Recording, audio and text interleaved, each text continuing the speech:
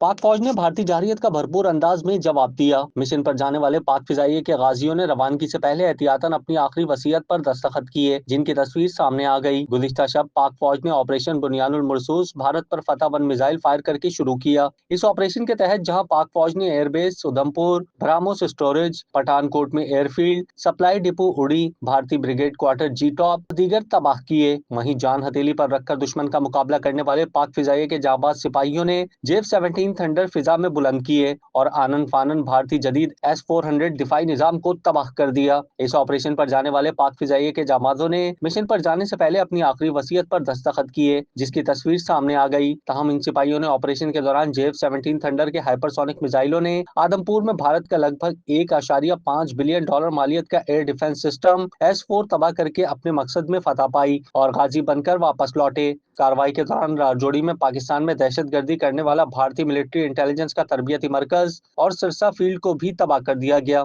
Sirsa field की तबाही की तस्दीक भारतीय मीडिया ने खुद की है। क्या आप कारोबार की तशहीर चाहते हैं या सोशल मीडिया प्लेटफॉर्म मैनेज कराना चाहते हैं? तो देर कैसी, अभी राब्ता करें ओनली न्यूज की टीम से। हमारा कॉन्टेक्ट नंबर आपकी स्क्रीन पर है।